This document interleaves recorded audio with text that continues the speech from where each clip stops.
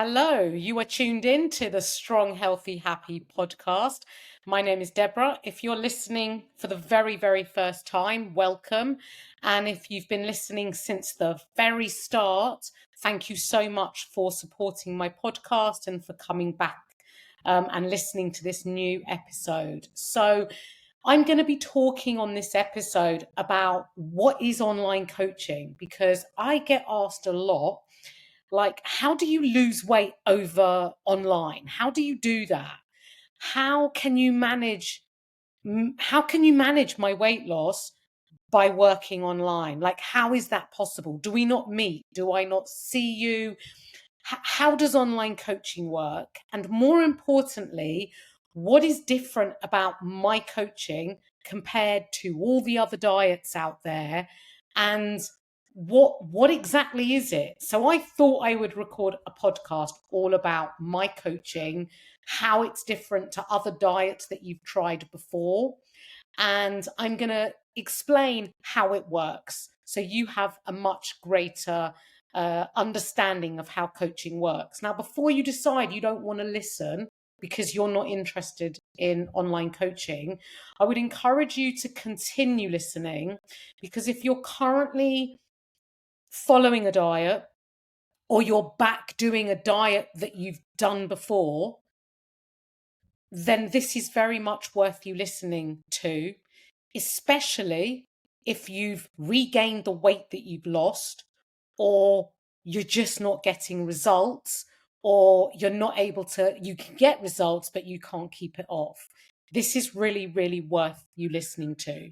Now, most people, most ladies, my clients, I coach females, and most of the potential prospective clients that I coach, when we've had a bit of back and forth, text messaging, bit of chat, bit of conversation, getting to know each other, asking questions, and then we move it on to a phone call or a Zoom call where I encourage as many questions as the potential client may have. And I find that during these calls, and this is perfectly understandable and perfectly normal, but the skepticism and the fear that these women are experiencing when inquiring about my online coaching, and the reason that there's so much skepticism and fear of failure, fear of wasting money, fear of doing another diet that doesn't work,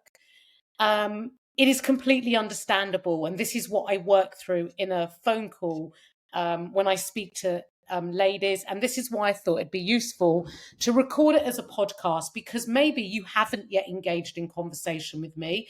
Maybe you've seen some of my social media. It sparked a bit of interest, but you're not quite brave enough to reach out to me yet. This podcast will be really, really useful. Now, I completely understand about yo-yo dieting, why it happens, and how it's no fault of your own. You have been exposed to all the different diets out there. Many mainstream diet clubs have perpetuated yo-yo dieting through lack of education, and I'm going to go into education further. And a lot of diets fail not because of you, not because of any fault or anything you've done wrong. It's usually because the diets have failed you as opposed to you failing the diets. And joining a mainstream diet that is designed for anybody, no matter dieting experience, dieting history, relationship with food, so many contributory factors that make diets individualized. You're jumping on a diet that's very generic, and you are an individual. And often these generic diets don't fit into your life, your preferences, and often aren't sustainable long term. And so this is where online coaching really comes into its own. One-to-one online coaching is individual coaching. And when I start working with a new client, I learn about them. They fill out a form that's called getting to know you. I know, what your working life looks like, what your family life looks like, what your time looks like, how much time you have to commit to exercise. I look at where you are right now and I meet you where you're at, because I would never expect somebody to start working with me and start from a place that they're not ready to start from. I start from wherever it is that you are starting from. So no matter your experience or lack of, no matter how much weight you've got to lose, no matter any of these individual factors which hugely influence the way that I would coach you, I start from where you're currently at. And this is really important to recognize. And with individual coaching, I also work at the pace that you're able to commit to. And I look at online coaching as a long-term solution. Not that you're going to stay with me for the rest of your life, but I want you to have long-term success. And in order to do that, you need to learn all the different elements of how to support your health, how to lose weight, and how to maintain it. And so we work at a pace that suits you. Some people can work faster, some people can work slower, and it doesn't matter. What matters is that we work at the pace that you're able to commit to. And I'm going to be talking about setting you up for success, and I'm going to come on to that. But what is really important and what you will gain from online coaching is that I am going to help you achieve your goal in a way that fits in with you and suits you as an individual. And instead of dieting or weight loss coming from a place of punishment or negativity or a place that's not empowering, I am going to empower you to take care of your health. You will learn how to feel empowered. You'll also be part of a community of other women all working towards similar goals like you. And when you're surrounded by other people going through similar situations, experiences, challenges, and wins, it is a very empowering environment. And when you surround yourself with people like this, you will tend to up your game as well, because you're surrounded by other women who might be doing more than you, and you're going to aspire to that. Not that I would ever ask anyone to compare themselves to other people, but when you're in a positive environment, you can't help but be influenced and inspired. Coaching is going to be enjoyable, it's going to be very manageable, and will enable you to feel good and live your life whilst you progress towards your goals. And this is really key.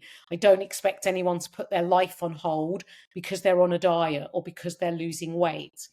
That isn't to say that you won't have to make compromises. In some instances, maybe even sacrifices, but it's because you're choosing to, not because you have to, because you learn with that empowered approach, you make the choices.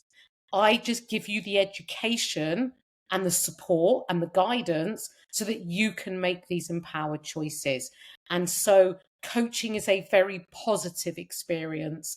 And it's very, like I said, I want to keep using the word empowering, but it's very empowering. I take a very holistic approach to health, and that encompasses all aspects and of what is required to have good health and successful weight loss long term. Coaching is so much more than just diet and exercise. And diet and exercise, like how much to eat, is that's the easy bit. You can go on Google for that. There are countless exercise programs free on YouTube or Instagram or wherever your social media platform is. That's not the difficult bit. That's the pretty easy bit.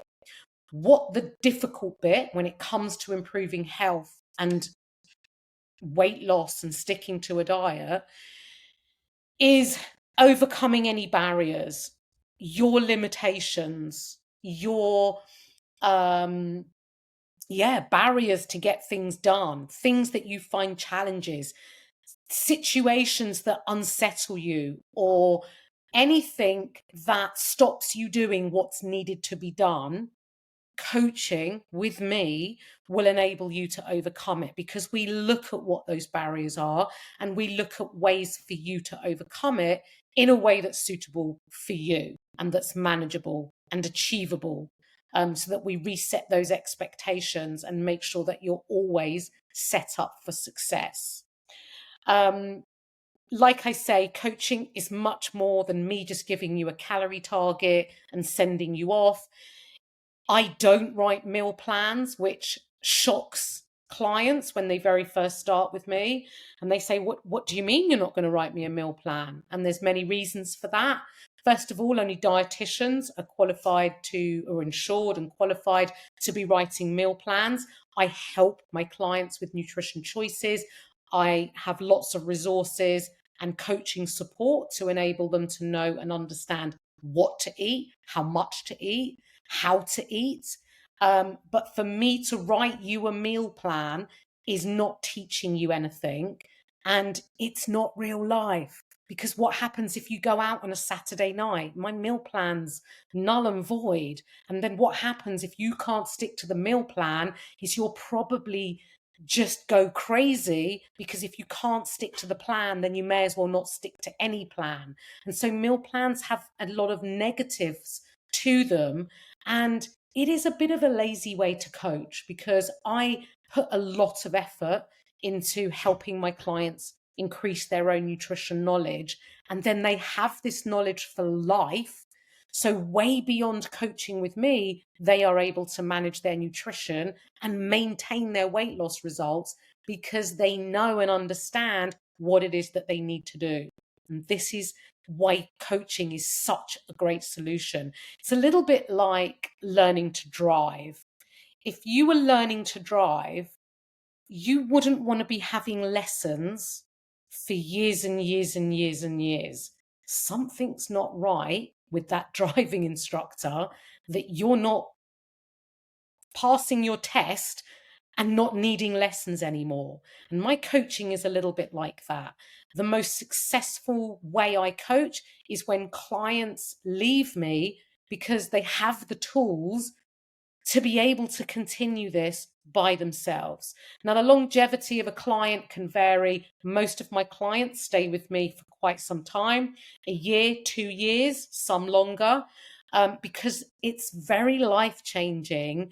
And everything that comes along with coaching and all the value adds and the group events and challenges that we take part in really keep clients engaged and interested and feeling their best selves, that they don't want to let go, because it's such a great feeling. And it's great. I love to work with clients, all clients, whether they're group coaching clients or whether they're one-to-one clients. Now, you may have a bit of a dieting history. You may have done, Weight Watchers or Slimming World for years and years and years, because it worked for you last time. But the thing is if it worked for you last time, it didn't really work, because a successful diet is one where you can maintain the weight that you lost, not because you lost weight and then regained it. That's not successful. I also help clients with their relationship with food. I help clients, as I say, with overcoming barriers.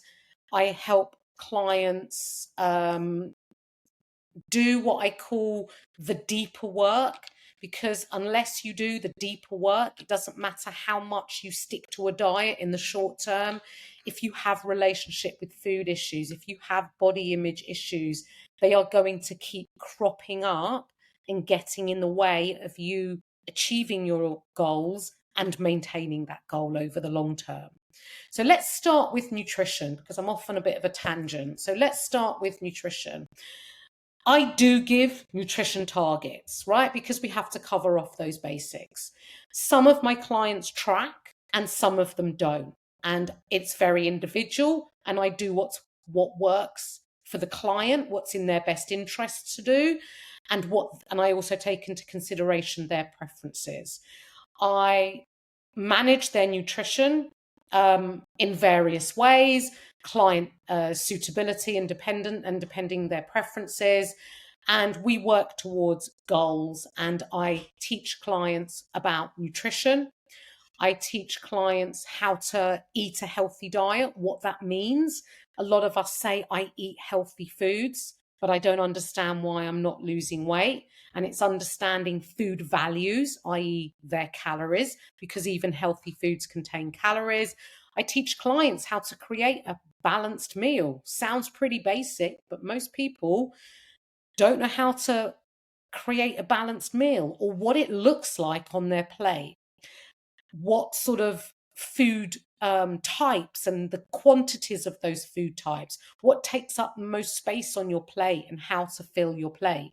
These are really fundamentals, and changing the ratios of the macronutrients, i.e. your carbs, fats and protein on your plates, make a big difference to the balanced through a balanced diet and the success of weight loss, dependent on how you fill your plate, portion sizes, how to eat a diet, high volume diet. What is a high volume diet? And I teach clients all about this. I flip their approach to dieting from what they may have had from previous. I don't talk about over restriction. I don't focus on taking out foods, removing foods, or ever say to someone, you can't have. That is not in my coaching vocabulary. What I empower and teach my clients through my one-to-one coaching and all my coaching is about what you can add in, how to eat more food for less calories, how to keep full, how to keep satiated. It's not about eating less. It's actually about how to eat more and lose weight. I want my clients to learn that food is nourishment and it doesn't need to be feared. And this is just in the nutrition section of how I coach. Now, as well as the nutrition, it is so important for exercise to be included. Now, most diets don't talk about exercise. They don't educate you on the importance of exercise, why you should be exercising, what sort of exercise would benefit you, and where to place your efforts to get the results that you want. Now, exercise, I'm not going into this on this podcast. I've done this on separate podcasts, but exercise is to benefit your health. Yes, it will support your weight loss goal, but it's not the primary support of that success of your weight loss goal. Exercise is primarily for your health and for the way it makes you feel. It also impacts your decisions following on from exercise. You're more likely to make those positive decisions in line with your goals. And the way I include exercise is I write personalized programs for my clients. So I encourage my clients to do resistance exercise, which is basically lifting weights or using their own body weight if they're not ever lifted a weight before. Often your own body weight is enough to get a good workout. I write individualized home workouts, whether that be with no equipment, some equipment, or in a gym with gym equipment. It doesn't matter what your start point is, what your experience or no experience, or what your goal is. Your programs are written personally for you. Your injuries are taken into consideration. Any limiting factors, perhaps you're going through menopause, you're struggling with some menopause symptoms which impact your ability to exercise. I look at all these things, and I also look at your time and the amount of the frequency that you're able to exercise. And I factor this all in when I design and program your workouts. Now, it's really important that clients do exercise that they enjoy. And, hopefully they will learn to really enjoy resistance exercise because the benefits are huge. But alongside this, if a client wants to swim or they like a group exercise class, it is not an issue. It's good to do a bit of a mix, and it's nice for the social side of things as well. So there's no issue there whatsoever. And just to sort of add in here as well, is when I start working with a new client, they often say to me, oh, I'm doing HIIT 3 times a week, I'm doing body pump, I'm doing combat, I'm doing aerobics, I'm doing step, I'm spinning, and I'm doing all these things. And they're doing all those things and they're putting in a lot of effort and time, but yet they're not getting results. And I strip it all back, because doing more doesn't mean, like, more doesn't always mean better. And it's very important. And this is what I manage, that my clients place their efforts in the right place to get the results that they want. Okay, so everyone has barriers to doing things or not wanting to do things. I look at this and I talk about this with my clients. We have weekly check-ins. Now, a weekly check-in is when my client reviews and reflects on their week. And they fill out a special form. They can voice note me, they can text me. We work one-to-one, so we have open communication all through the week, as well as this weekly check-in. And I look at their check-in, I review it, I review their progress, because that's ultimately what I want them, that's what they're wanting to achieve, and I'm managing that objectively. And I then feedback based on what has happened in their week.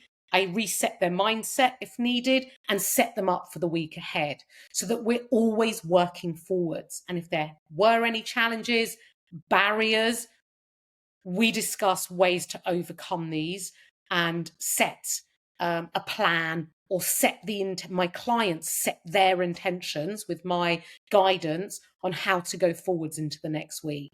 So there is a lot of support, guidance, and problem solving as part of coaching.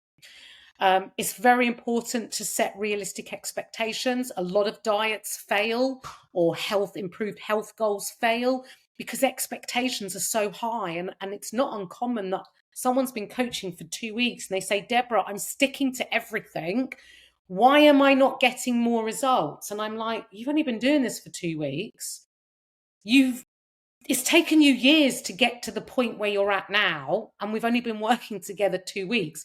We have to set realistic expectations, and it does take time, patience, and consistency, but you will get results. And often, after they get their head down, get a good month, 2 months in, really start to see progress. And progress comes with consistency, not with perfection, but with consistency. Now, one of the big things I work through with clients is a poor relationship with food.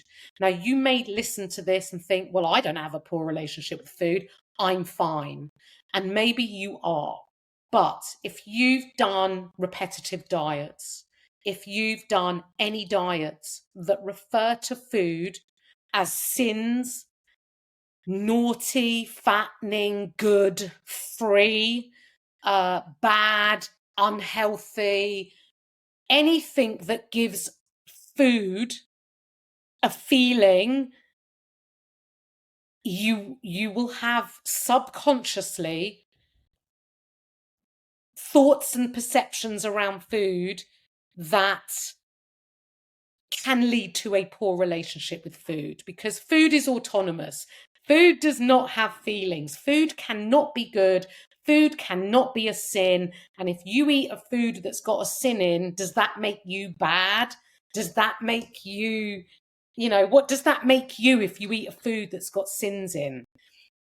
Food does not have feelings. Food is food. Some food is more healthy. Some food has more nutritional value. Some food has more nutrients.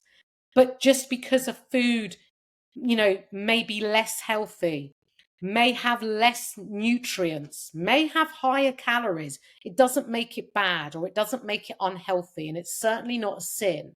But when you understand about different foods, how they make you feel, what their place is within your diet, how to include all foods but still make progress towards your goal. Now, that doesn't mean I'm saying, well, you can eat chocolate all day long, 7 days a week, because you're not going to feel good from that. And this is why noticing how food makes you feel in terms of your energy, in terms of your mood, it will normally lead to you making the food choices as per the guidance in your nutritional targets that I set, and also for how you recognize food makes you feel. And this is why I spend a lot of time with clients working through when it becomes apparent that they actually do have a poor relationship with food. Maybe it was buried, maybe they weren't aware of it, maybe they subconsciously, it just was subconscious, they didn't know. But with education, support, and guidance, and including all foods, we never cut any foods out. I don't tell my clients not to drink alcohol, but I help them and educate them so they make the choices for themselves. And many of them are including lots of social lives, going out, going on holidays, living their life, but they're still making progress. And this is how you get long-term success. I'm just going through my notes. I've got so many notes and I don't want to read them all. Now, the other big issue that I work with clients on, and this may resonate with you, that is emotional eating. And emotional eating is very common. We all emotionally eat at times, including myself. We all emotionally eat at times. And I support women in learning the strategies in how to seek comfort outside of food and not bury their feelings with food. And I help them identify what it is that they're feeling and how to soothe and comfort themselves with alternative methods than just food. Now, food is a comfort and food does give us comfort, but the problem is when food is our only comfort, then it becomes an issue. And I work with my clients a lot with emotional eating and how not to mask their feelings and emotions and to create alternative soothing, self-soothe strategies outside of food. And this is quite a big part of coaching if it's relevant to the specific client. Maybe you don't emotionally and you don't have an issue with that, which is, a great, but many women do. And certainly lots of women that I work with have found difficulty to find moderation around food and overeat on certain foods. And this is all part of coaching. And that, without getting too into detail, a lot of overeating and emotional eating can stem from yo-yo dieting, relentless dieting over years, perceptions, thoughts and feelings, negative thoughts, perceptions and feelings that leads to this. Not buying foods for fear of eating it, ultimately and invariably craving it, buying it, overeating it, punishing yourself, not buying it, and going around that cycle again. I help clients overcome that. Now, clients have direct contact with me. Like I say, they have their weekly check-ins.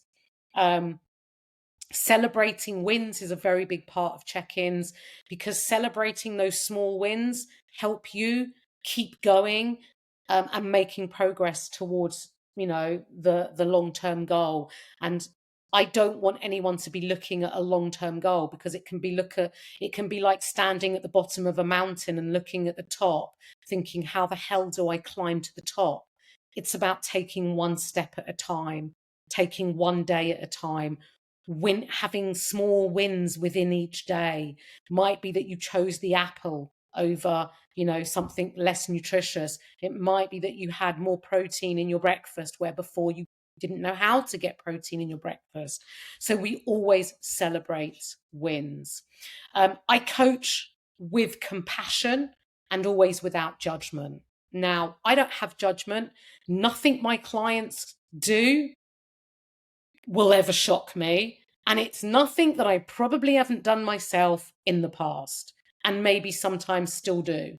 We're all human and we learn from things, from making mistakes. Because we're human, things happen. We don't always get it right. And I don't have any judgment.